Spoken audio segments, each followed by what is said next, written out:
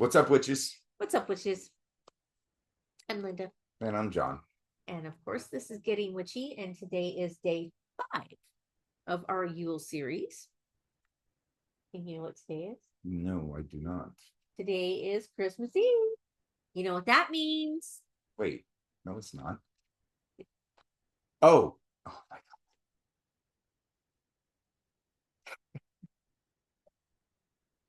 You know what that means, witches? Claus coming to town. Don't look at me like that. No, because we're doing the recordings for the next day. I'm sorry. I'm tired. We got off work about 2 hours ago.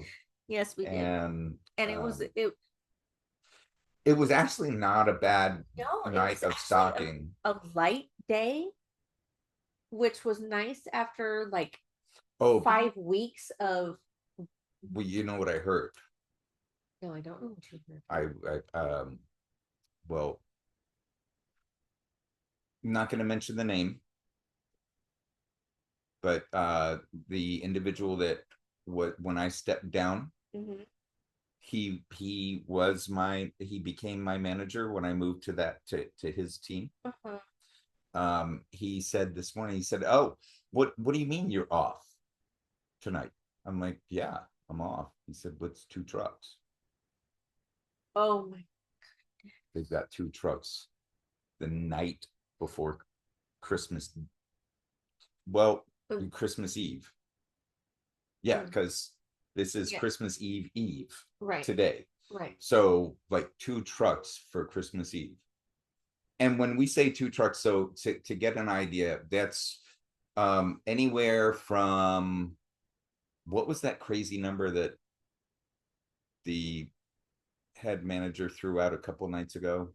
I'm not using their terms or our terms, because then it would be, was it like 36,000 pieces?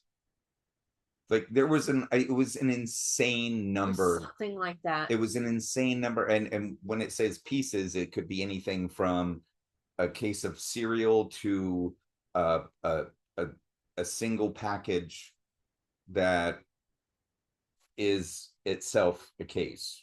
So, but 36,000, and I think that's actually low. I think it was higher than that, but I don't want to over exaggerate, but yeah. So yeah, they're gonna have a 2 truck night. I said, well, if they need to call us in, they need to call us. I said it to the team, the hourly manager, not a coach. I did not say that to a coach. Okay. The hourly. Did you think I was talking about? Yes. Oh no, that's what I meant. My supervisor, my direct, when I stepped down. We are so sidetracked right now. Okay.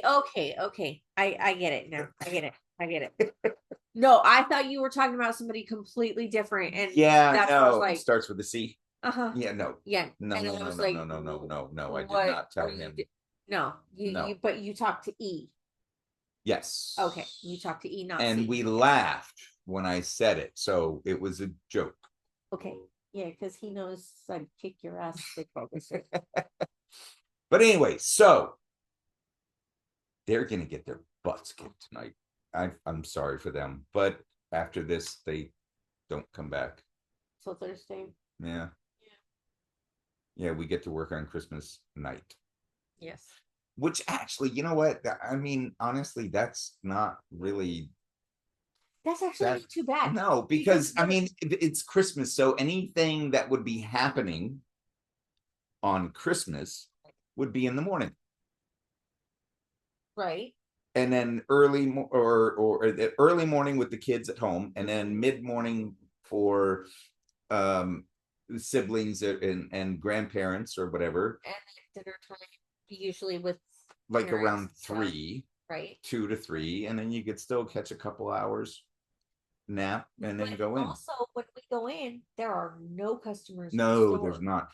It's interesting. So like we all meet up front, and when everybody's there, then we go in at this specific time of this. I'm not giving away like people give out too much information.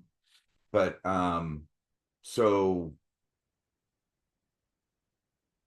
then we have to wait because he has to go into the store, deactivate the alarm, and then come back and let us in. And then we have a quick little meeting, and then it's just like it reminded me of, because for some reason the first time that we did that, it was for Thanksgiving. Right.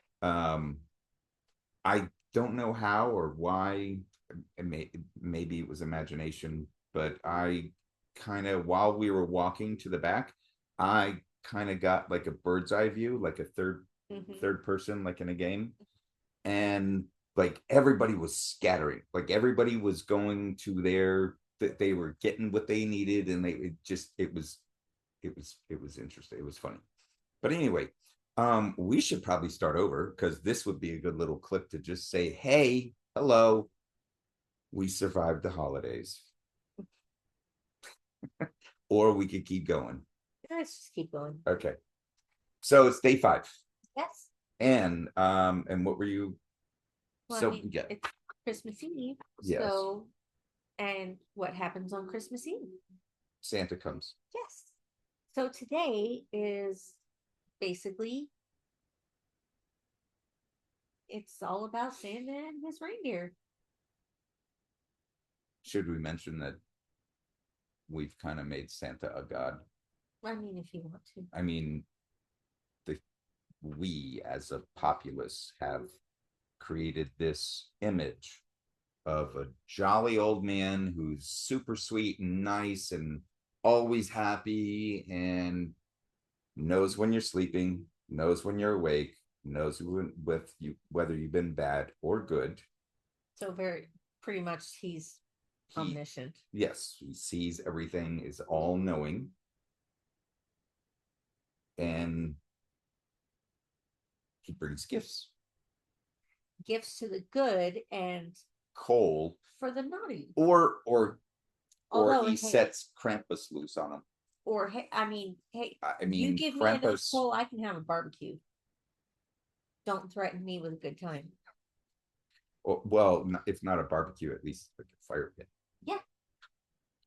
So offerings for Santa and his reindeer. Yep. Of course, So put out, if you have kibble or even some fruits, carrots. Yeah, if there are animals around that would eat the carrots.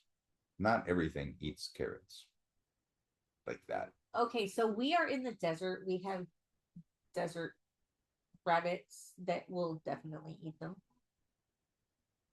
Yes, but we are not specific. The community is, but have you seen a rabbit in our community? Yeah. And you've not, anyway, we're going to talk about this later. All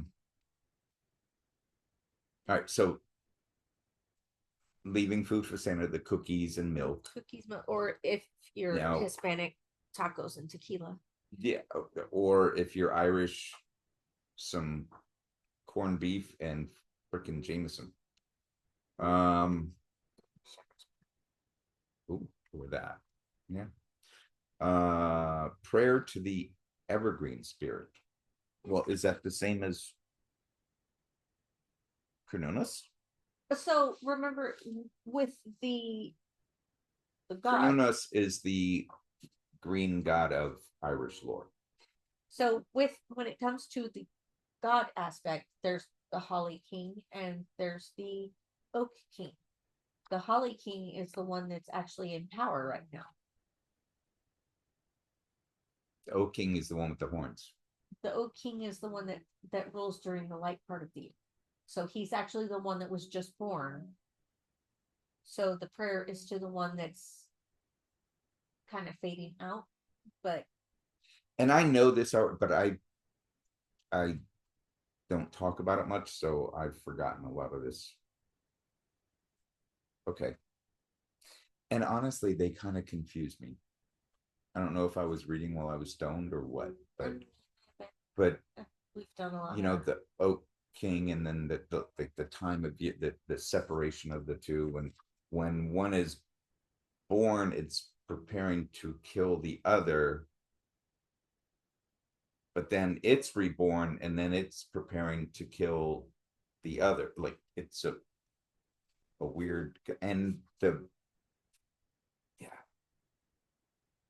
the mom is Ever the present, wife, yeah, and yeah, then the mom, and and then then the wife, and then the mom, and then it's which I mean, really if you think about how men tend to want their wives to be their mommies too, it kind of makes sense.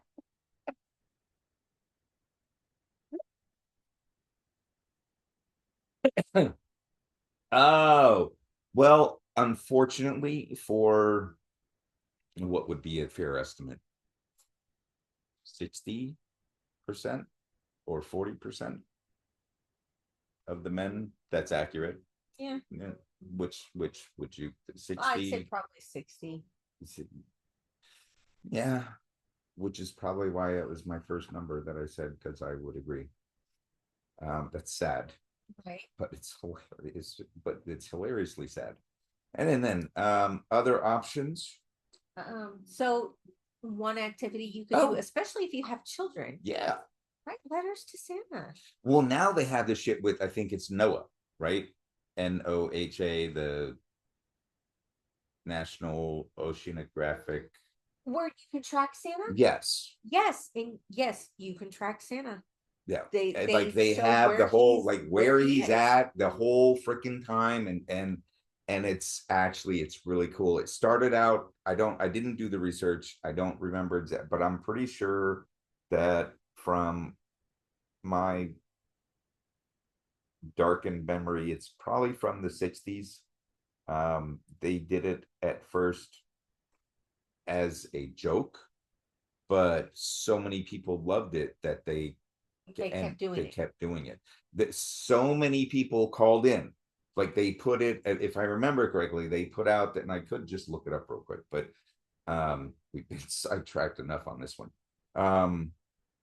If I remember correctly, they did it as a one-time thing. Sorry for the quotes. I know some people hate that. And so, and had like 5 or 6 operators answering calls, thinking it wouldn't, Wouldn't be anything. thousands upon thousands upon thousands of calls came in. Like they were getting calls all fucking night. And then it just blossomed from there to where it's now, with the technology we have now, you could literally pull up their webpage, right, and see where he's at on a map of the world. It's pretty fucking cool. Right. Oh, hey, before we continue, if you don't have a chimney, make sure you put out your Santa key. Oh.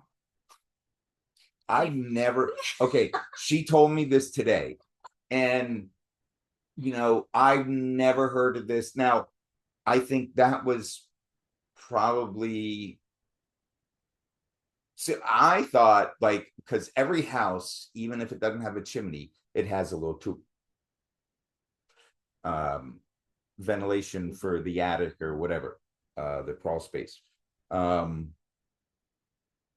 and this is obviously decades before the Santa Claus. Right. But I envisioned exactly what they did in the Santa Claus, where he kind of just jumped up One appears, and he was kind of like sucked down, and boom. and then He was, inside the house, one yeah, kind of appears. yeah.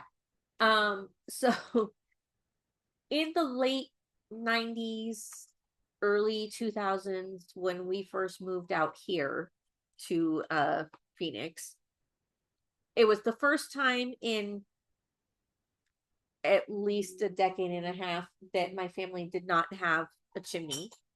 The house that I called home, the had a fireplace and a chimney, but Well, yeah, it has. our first rental house out here did not have one. And I don't remember if it was my mom or one of my sisters, but somebody in the family came across this big ornamental key that you're supposed to hang on the door so that Santa can get in if you don't have a chimney. And we had done that for a few years, and then one of my sisters married somebody who had kids from a previous relationship, and it was their first Christmas with us. And So they tortured him. we didn't torture them. I reminded my sister to put out the Santa key, and one of the kids asked what it was, and we told them, what the purpose is. And he's like, well, why would Santa need that? And it's like, well, because sometimes, you don't have a chimney. Like our house, we don't have a fireplace. So how would Santa get in? And we're just kind of like, all of us adults are kind of adding stuff to it. And at one point I was like, oh yeah, wasn't that the year that Santa broke a window to get in?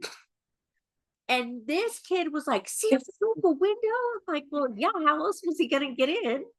And he's like, oh my goodness. And he ran off and told his little brother, and his little brother, like, they just both. But anyway, like, yeah, if you don't have a chimney, like, don't forget to put out your Santa key, okay? So that Santa can get in without breaking a window. Or a fun little project not to entertain this. Oh my goodness. They bought that? They bought it.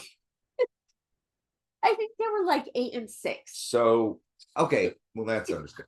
And that's cool that they were still that old and still bought into it. The 6-year-old I get, the 8-year-old, a neat project though would be just a random key or buy a key, right, and then paint it with the kids. There's glitter and everything. They have glitter paint. Like, do different. We could do like red with the green Christmas tree on right. the or whatever, and that is Santa's key. It's a blank key. It's not been cut. Right. So, but magically it fits perfect. Right. Which actually would actually be a really cool thing to do. It would be fun. That would be, yeah. What else do we got? Okay.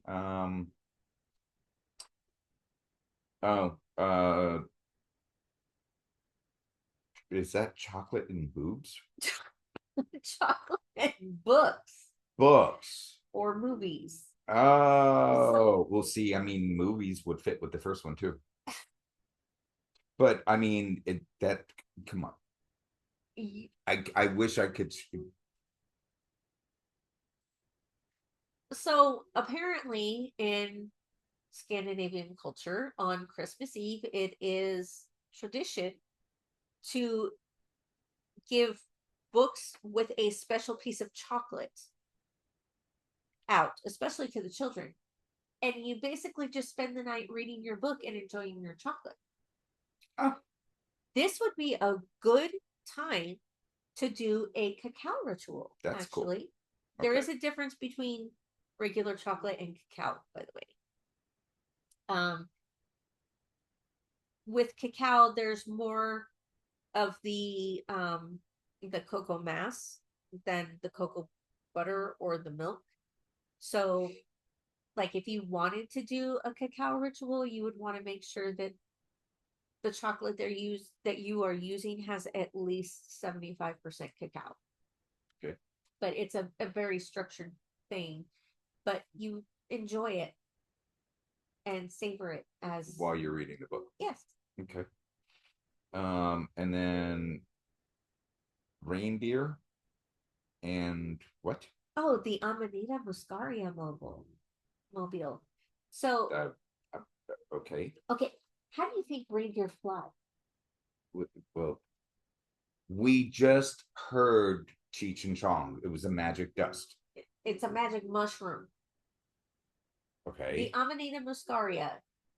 It's okay. So if you've ever seen, if you've ever played Mario, Super Mario Brothers, the little red mushroom with the white, the white cap or white and red cap mushrooms with the little white spots. Yeah. That's an Amanita muscaria. So that mushroom could get you high as fuck. But it's also poisonous. So it's also poisonous. So unless you have the antidote, which milk thistle is very good for, like you could end up overindulging, but essentially the reindeer will eat the mushrooms. And they'd be tripping balls. Yes. Gotcha. So Because they've built up a tolerance. They so, eat the other thistle, they eat that, so that builds up a tolerance for. so basically, if you make a mobile out of like little cuttings that look like reindeer and the mushrooms and you paint them, you got a nice little way to Cool. little crafty project that you can do to help celebrate tonight. Nice. Other than, hanging your stockings and oh, did you want to talk about that? What? Saint Nicholas? Well, not on. No, no.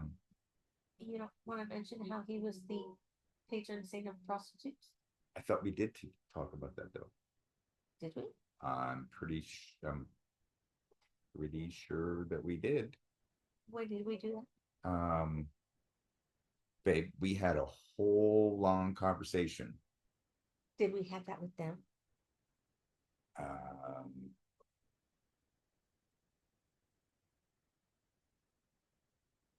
I don't know. That's fine. But all right, witches, have a wonderful day. Hope some of these ideas, I mean, we probably should have done these like 2 days in advance so people would have a day to, Prepared. yeah, but we're new at this too. We've only been doing these a little while. So anyway,